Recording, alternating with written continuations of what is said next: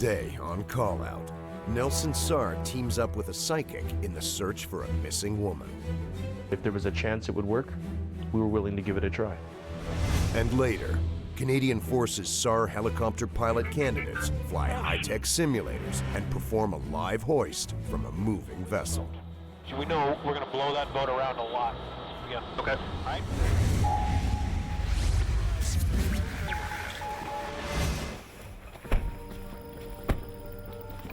Saturday, 3 p.m., early spring. Nelson SAR is called out for the second time now to search for a young, despondent female who's been missing for 6 days. The woman's car was found abandoned in a parking lot near a popular hiking area. Today's search is based on some new information. Well, we were told by Nelson City Police that a psychic had communicated with the subject and that her body would be found in this area. That psychic is local resident Norm Pratt, who felt compelled to get involved after following the case in the media and then hearing from the subject. I started feeling like this girl was dead, that she was in spirit, and pretty soon she was coming to me and actually communicating with me and asking me to find her. Norm places a call to the detective in charge of the investigation. After 6 days into the investigation, they'd basically exhausted all the usual avenues. They'd used search and rescue teams to go look where this girl's car was found. They'd had a helicopter with an infrared actually to try to pick up body heat. They took in a dog handler from the RCMP with a search dog.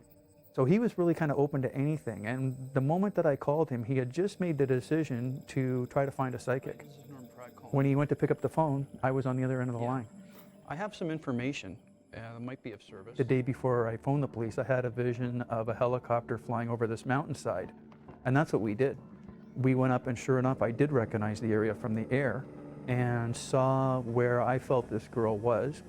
We threw some flagging tape out into the trees around it so that the detective and I would be able to find it when we did a ground search. So we basically bushwhacked up through really dense old growth forest up a steep mountainside, what started out as knee-deep snow and became thigh-deep snow pretty quickly. And when we did turn around and come back, I felt her telling me that I'd walked right past her.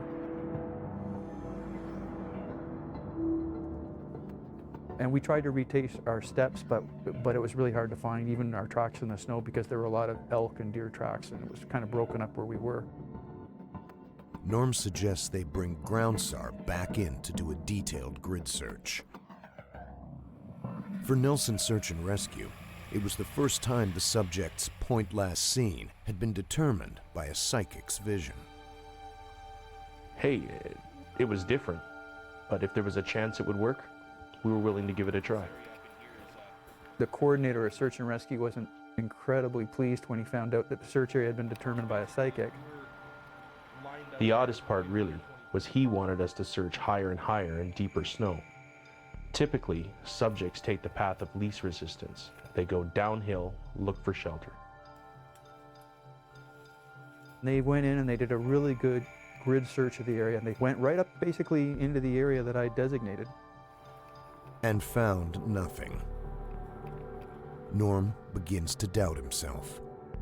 When that search was finished and they hadn't found anything, I thought, well, maybe I'm wrong and, could be wrong. And that's not what this girl was telling me in spirit or what I felt, but it's easy to question yourself, especially when there's no results to show for what you're doing.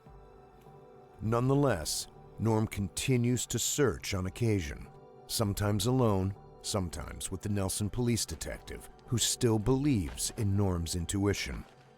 Other people had sort of given up on the investigation, and he and I were basically keeping it alive and wanted to do everything we could to find her. Norm keeps hearing from the girl, feeling her energy. The feeling of energy building up is like when you have somebody pestering you to some degree, where if you're not paying attention, they're going to keep at you and they're going to keep trying to get your attention. And it was like, I need to do something or I'm not going to be able to sleep. It's now late fall. Norm has looked for the missing woman often, and today prepares to go out for his last search of the year. I could feel energy sort of coming up again, that it just felt like before it snows again, before winter, I need to go in there and take a look for this girl. We don't want to leave her up there for a whole winter. Norm put something special in his pack. Just prior to that, the detective had given me a box of this girl's belongings so that I could sort of handle them and get a sense of her, and that didn't really work for me, but I decided to throw a shoe of hers in the backpack. It was interesting that he was willing to give me the box because he said normally we don't release any sort of evidence to the public or anybody. But at that point, he and I had probably gone on about 5 or 6 different searches together, and you definitely form a bond. Norm heads out on the search with a friend. Unlike search and rescue teams, however, he quite willingly allows himself to get lost in the woods. In getting lost, I'm not using my mind anymore. It's like I've sort of given up. I'm sort of just surrendering it over to, the intuitive process and allowing myself to just be guided. Then, it happens. Lo and behold, as we were hiking through the woods, I found a shoe. And I pulled the shoe out of my backpack and looked at this shoe on the ground, and they were the same size.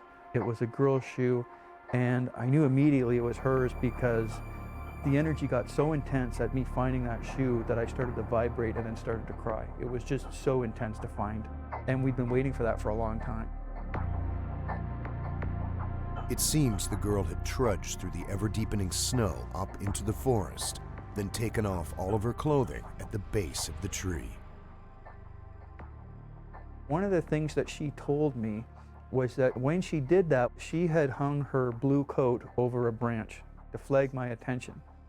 When we found her stuff, that coat had fallen onto the ground, but it had a branch right through it. You could see on the tree where the branch had broken off over time, probably got wet from rain or something.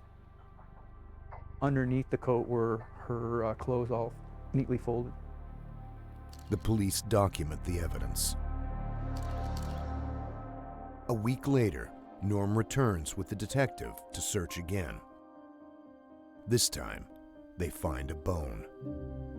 Intuitively, I knew immediately it was a femur because my legs started to vibrate. So I told the detective, this is her. This is her bone. DNA analysis eventually confirms this. The very next day, snow falls heavy and winter begins. The following spring, Norm and the detective are out searching again. This time, things move very quickly. We were in the one area kind of searching through some pretty heavy undergrowth, and I saw a stick on the ground, and the way it was shaped, I thought it was a rib.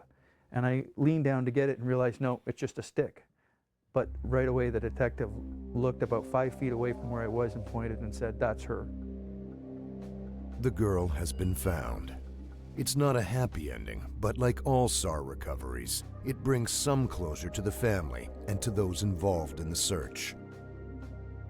Norm has given kindly of his time and is here to help.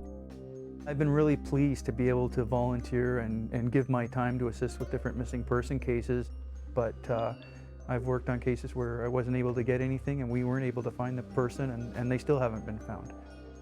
But anytime I ever work with somebody that has what I call past into spirit, they never go away. This girl comes to me all the time, comes to me today, comes to me right now while we're speaking. Next, military pilots trained to fly the Cormorant.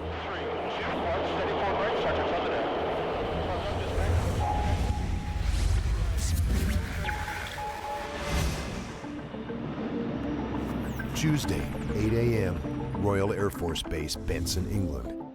3 Canadian search and rescue helicopter pilot candidates are here to fly a highly sophisticated $25 million full-motion helicopter simulator. It's part of a demanding 3-month course for experienced pilots training to fly the Cormorant, a helicopter dedicated solely to search and rescue in Canada. 2 months into the course now, and the pilots have logged several hours on the Cormorants at CFB Comox on Vancouver Island, British Columbia, perfecting a steady hover and hoisting SAR technicians in and out of confined areas. They've also practiced in the cockpit procedures trainer at 442 Squadron, But it's no match for the full-motion simulator. With its state-of-the-art graphic and data displays, hyper-realistic sound and motion response, and 270-degree wraparound environments providing a full range of flight training scenarios.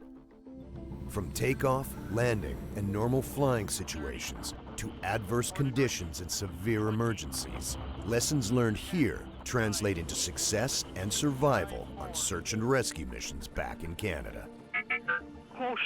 Canadian search and rescue pilots come and see me every 6 to 8 months, and the nature of the simulator sessions here is to cover emergencies that we can't cover in the real aircraft. So things like engine failures, fires, transmission failures. So it gives us an opportunity to control the aircraft in stressful situations and making sure we handle the emergencies in an appropriate fashion. Today's emergency, Captain James Luce must deal with a tail rotor malfunction. The anti-torque pedals are jammed, making the helicopter difficult to steer. No, pedals still unresponsive. Okay, I'm going to put those back in. It doesn't happen often, but the result can be No, deadly. pedals are unresponsive. Okay, so Being prepared is half the does that battle. improve the situation at all? No, pedals are unresponsive. Okay, so we'll clear that. The purpose of the tail rotor is to counteract the effect of torque on the helicopter as the main rotor turns. The tail rotor pushes against the force of the horizontal rotation and effectively points the helicopter in the direction of travel. 901 requesting immediate landing runway 19. If the tail rotor stops working, the helicopter will begin to spin out of control. The pilot must perform an auto-rotation.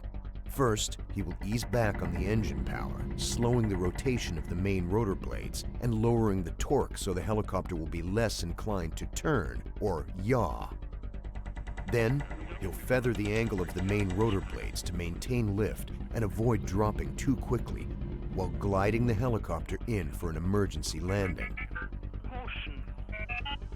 The higher the altitude of the helicopter, the more precious seconds the pilot has to take evasive action and survive. Well, it's pretty realistic training. It's nice because when you do an emergency, you're not just pretending to push the switch. You say, I would be doing this. You actually get to do it. And we take the emergency to a full logical conclusion. Generally speaking, by the time they leave the scenario sessions with me, they will be brought up to a level 3 on all the emergency situations they encounter. And a level 3 means they might make some minor errors during the procedure, but nothing that ruins the effectiveness of how they're handling that emergency. Over there, right. You're 42 knots. Try and tuck that nose forward. 6 feet, 5 feet. Touch it down. Nose out. So we've got a pedal jam in the hover here. In simulator number 2, pilots Captain Will Livingston and Captain Jay Hall are also dealing with stuck tail rotor pedals, but they are holding in a low hover, which leaves less time to deal with the malfunction. You're going to see what the pedals are doing. You're going to touch the micro switches to see if that works. Cormorant instructor Captain Stu Irvine, who has accompanied the students to this training facility in Britain, helps the pilots work through this emergency scenario. So there you go. You do have some control there, all right? It's all about diagnostics, troubleshooting, problem solving, and understanding exactly how the Cormorant works. During an actual in-flight emergency, these procedures must be done instinctively. Approach speed went from the left. The most difficult sim thus far was the tail rotor malfunctions, just because of the nature of the types of flying and the precision involved with some of the maneuvers. 25 feet. It's a great opportunity for us to come over here. Just trying to take as much as I can from all these sessions. We're seeing a lot of new emergencies, and it was a lot of fun. The pilots return to Comox, where Cormorant pilot candidate Captain Jay Hall is about to attempt his first live hoist from a moving vessel at sea. The exercise has 3 components: a simple hover, a hover with an empty hook, and a hover with live personnel on the cable. Jay must ace them all. Once we're committed, we'll make a right-hand turn for our circuit. Any questions? What does committed mean?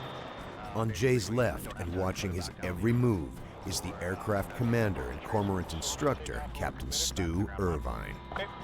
He teaches me on the ground, we brief, and then we go up in the air and he'll demo it and he'll show me how it's done, and then I monkey see, monkey do, and then while I'm doing it, he's He's just giving me tips and pointers to make it better and make it easier.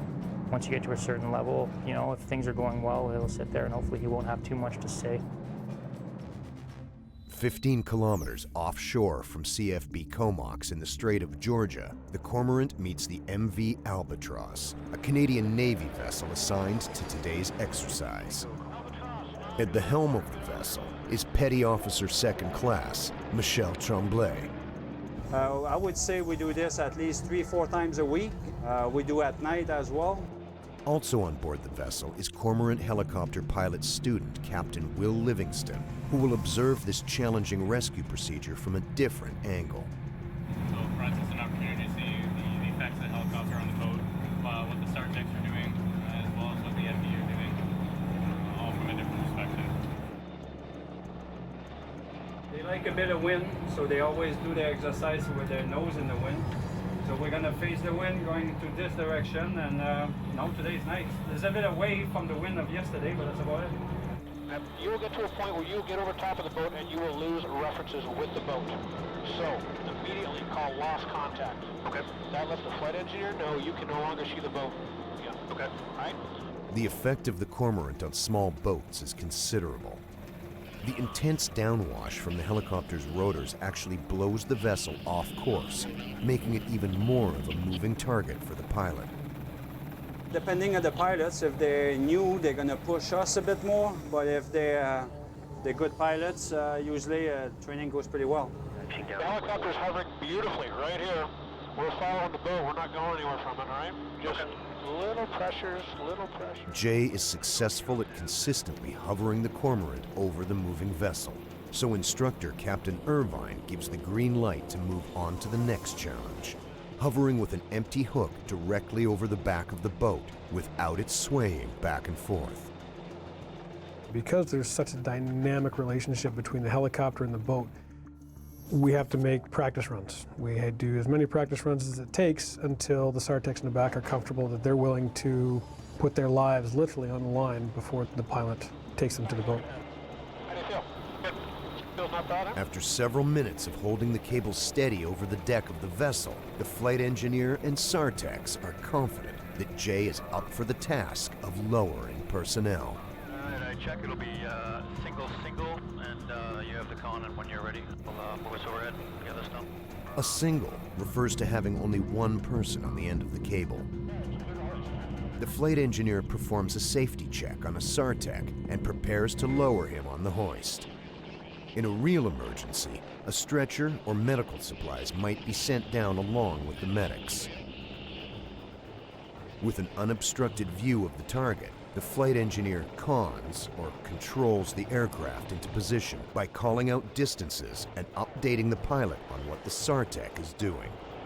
5, 4, 3, steady forward right, Sergeant, on the deck. Today, the conditions are ideal for training, but on actual rescue missions, the Cormorant pilots must perform this maneuver while the vessel is moving erratically in heavy seas and gusty crosswinds. With Jay tracking the vessel in a steady hover, the second SAR tech is lowered down to the deck.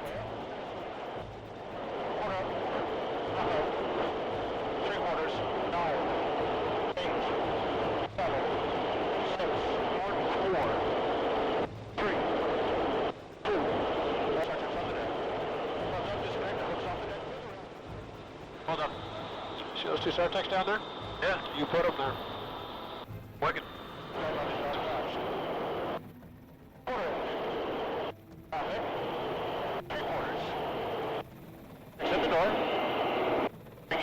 The SAR techs are hoisted up to the Cormorant one after the other. Captain Jay Hall is about to complete his first challenging training exercise over water. All right, guys, we're done. You have control, Jay? I have control. Turning right, take me back towards the base, please. Control boat crew to front. Albatross copy. You guys have a nice flight. Have a good weekend. Over. Works. You too. Cabin area secure. Rescue doors opened up and SAR check is complete. Thanks. Go ahead and fly. You're right to fly, sir.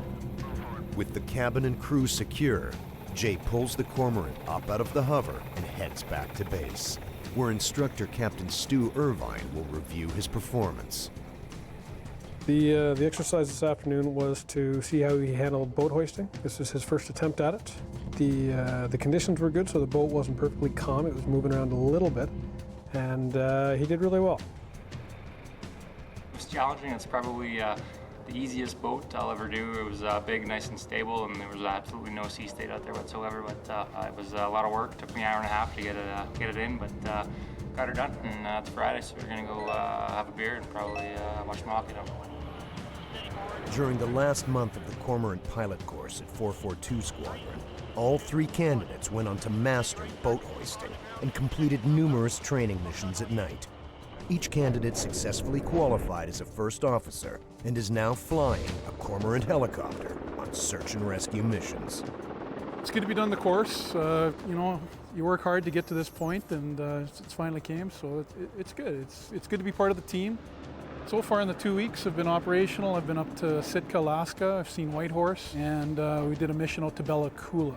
So it's been exciting.